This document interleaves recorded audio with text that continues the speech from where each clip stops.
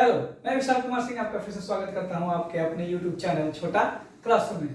जैसा कि आपको पता है कि हम इस वीडियोस के सेशन में क्लास 10 कंटेम्प्रेरी इंडिया पार्ट 2 यानी कि जो आपका जो क्लास 10 का ज्योग्राफी का पोर्शन है उसको हम लोग पढ़ रहे थे। इसमें आपका पहला चैप्टर स्टार्ट किया था हमने रिसोर्सेज एंड डेवलपमेंट यानी कि संसाधन और उनके विकास के बारे में हम लोग बातचीत कर रहे थे। ठीक है, तो एक इंट्रोडक्शन हुआ था कि व्हाट इज रिसोर्सेज और उनके क्लासिफिकेशंस क्या थी। ठीक है, तो आपका जो रिसोर्सेज के डेफिनेशन में था कि everything that available in our environment that satisfy our needs.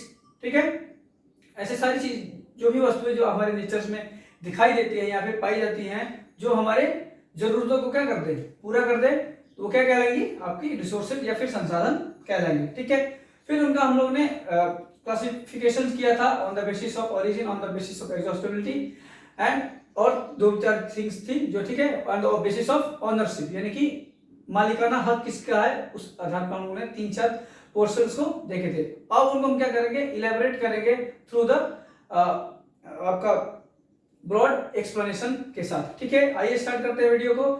Video start करने से पहले मैं कहना चाहूंगा आप इस वीडियो को शेयर करिए, ठीक है, और लाइक करिए और जो भी कमेंट्स होंगे आप इसमें ड्रॉप कर सकते हैं। ठीक है, तो समय जाया ना करते हुए इस वीडियो को स्टार्ट करते हैं। जैसा कि आपको पता है क्लासिफिकेशंस किए थे हम लोग ने। पहला क्लासिफिकेशन था आपका on the basis of origin यानी कि उत्पत्ति के आधार पर, है ना, कि कहां से ये सारी चीजें जो ऐसे रिसोर्स है जिनकी उत्पत्ति का कारण क्या है और कहां से वो ओरिजिन की है। ठीक है, तो पहला था आपका इसमें बायोटिक रिसोर्सेज, ठीक है, जिसको हिंदी में आप जैविक बोल सकते हैं, जैविक संसाधन। ठीक है, these are obtained from biosphere and have life such as human beings, flora and fauna, fisheries, livestock and etc. यानी कि वे सारी चीजें जो होंगे कहां से प्राप्त होती है, बायोस्फीयर का मतलब होता है जैवमंडल। जैवमंडल मींस आपकी जो यहाँ पे जैविक प्रक्रिया भी होती है और अजैविक प्रक्रिया। ऐसे जैविक पदार्थ और अजैविक पदार्थ दोनों का मिक्सचर से ये जो मंडल बनता है आपका वो जैवमंडल, जिसमें आपका वाटर भी आ जाएगा, ठीक है, लैंड रिसोर्सेज भी आ जाएंगे, उसमें आपका एटमॉस्फेयर भी आ जाएगा। ठीक है, यानी कि टोटली जहां जीव जंतु रहते हों, जहां जीव जंतु की वास हो, उसको हम क्या बोल सकते हैं, जैवमंडल बोल सकते हैं, इंक्लूडिंग आवर एनवायरनमेंट। ठीक है, एंड एटमॉस्फेयर। तो यहां से जो सारी चीजें हमको प्राप्त होती हैं उनको जैविक बोलते हैं, यानी कि जिनमें क्या हो, यहाँ पे लिखा है आपका have life such human beings, यानी कि जिनमें जान हो, है ना, जिनमें जीवन हो। जैसे कि आपने दिखाया यहाँ पे ह्यूमन बीइंग्स, हमने ह्यूमन बीइंग को भी एक एसेंशियल रिसोर्स के रूप में देखा था लास्ट वीडियो में। फ्लोरा एंड फ्यूना, इसको हम जीव और जंतु कह सकते हैं। ठीक है, जीव और जंतु यानी कि एनिमल्स एंड प्लांट्स। फिशरीज यानी कि मछलियां, यानी कि जो आपकी जलीय वाटर बॉडी से मिलने वाले रिसोर्सेस हैं वो भी क्या होती हैं, बायोटिक रिसोर्सेज में गिनी जाती है। नेक्स्ट है आपका अबायोटिक, सेम इसका उल्टा अजैविक। ठीक है, अजैविक रिसोर्स का मतलब होता है जिनमें जान न हो और किससे प्राप्त हुई हो, वो नॉन लिविंग पार्टिकल से बनी हुई हो। आइए देखते हैं इसको। All those things which composed of non living things, यानी कि ऐसी सारी वस्तुएं जो किनसे कंपोज हुई है, किनसे मिलकर बनी है, नॉन लिविंग थिंग से मिलकर बनी हो, उनको क्या बोलेंगे, अबायोटिक रिसोर्सेज।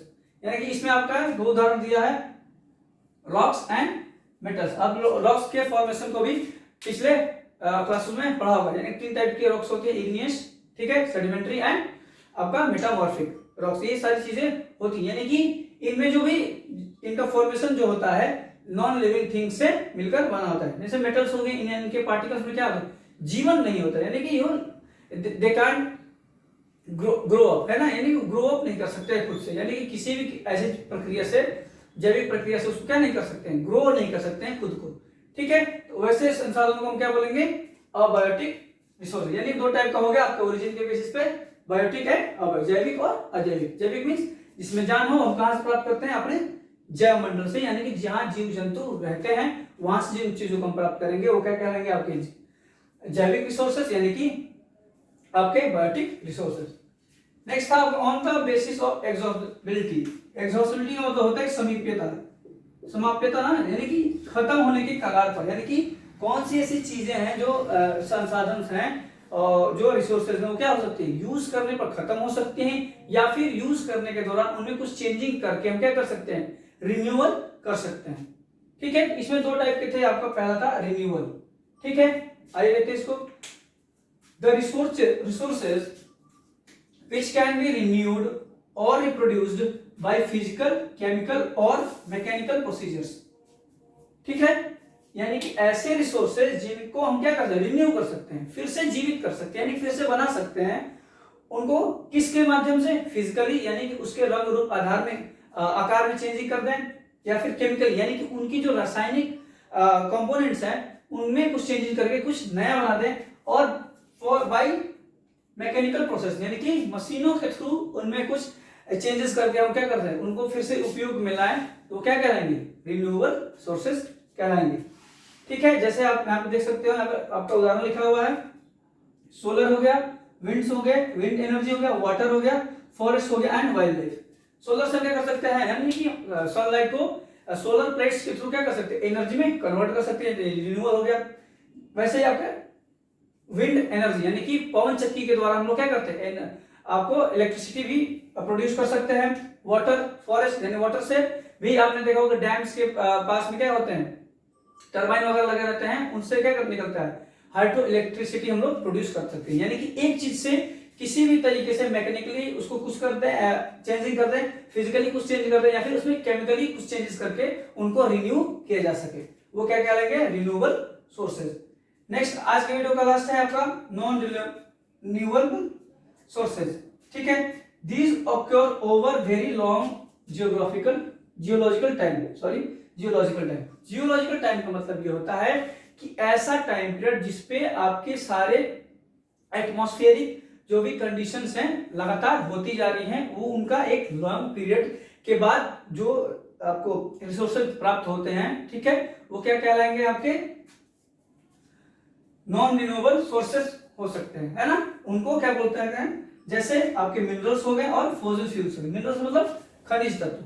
ठीक है, खनिज तत्वों में आपको कैल्शियम, मैग्नीशियम, ये सारी चीजें क्या मिलती हैं, आपको बहुत लंबे टाइम पीरियड के बाद ये क्या होती हैं, फॉर्मेट होती हैं, अपने आप मतलब की बनती हैं, और इनको हम क्या कर सकते हैं, एक बहुत लंबा गैप होता है उनको बनने में। यानी कि आज किसी चीज को हम लोग, जैसे आपने सुना था ना, मेटामॉर्फिक रॉक्स कैसे बनती हैं, यानी कि बहुत सालों के बाद उनमें क्या होती है, फिजिकली उसमें चेंजेस आती हैं through the atmospheric conditions.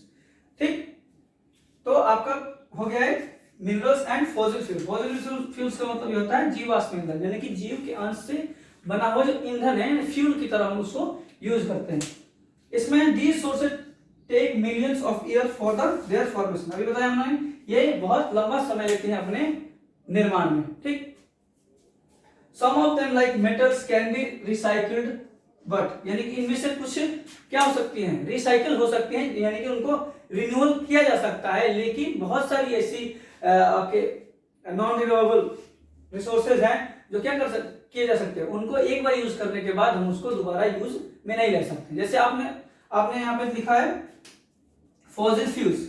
Fossil fuels को क्या नहीं कर सकते, एक बार एग्जॉस्ट कर लिए, यानी कि एक बार उपयोग कर लिए, तो उनको हम क्या नहीं कर सकते, फिर से यूज में नहीं ला सकते। जैसे आपने पेट्रोल अपनी बाइक में डाला है, तो एक बार उसको यूज करने के बाद आप फिर उससे कोई और चीज नहीं बना सकते। यानी कि वो पेट्रोल इंजन को तो चलाएगा, लेकिन वो धुआं बनकर क्या निकल जाएगा, बाहर की तरफ निकल जाएगा, यानी कि उसको हम फिर रिसाइकल नहीं कर सकते हैं, फिर अपने मूल फॉर्म में नहीं ला सकते हैं। तो ये आपके दो बेसिस हो गए, आपके रिसोर्सेज के दो basis of origin and bases of exhaustibility. ठीक है, अब दो आगे आपके हैं ऑनरशिप, ठीक है, और एक और आपका है जो नेशनल इंटरनेशनल, जो सारी चीजें उसमें आती है, यानी कि स्टॉक्स में, रिजर्व्स में ये जो चीजें जो रखी गई हैं उनको हम लोग देखेंगे।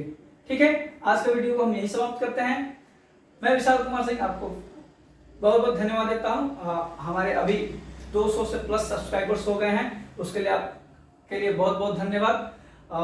उम्मीद करता हूँ कि आप ऐसे सपोर्ट करते रहेंगे, और आप वीडियोस को शेयर कीजिए, लाइक करिए, कमेंट बॉक्स में अपने कमेंट्स को ड्रॉप कीजिए, सजेशन दीजिए, आप क्या चाहते हैं, क्या नहीं चाहते हैं, कौन सी चीज़ों को इंक्लूड करना है। ठीक है, ये सारी चीज़ें आप बता सकते हैं। तब तक के लिए धन्यवाद। मैं विशाल कुमार सिंह फिर आपसे मिलूंगा अगले वीडियो में आपके अपने YouTube प्लेटफॉर्म जिसका नाम है छोटा क्लासरूम। जय हिंद, जय भारत।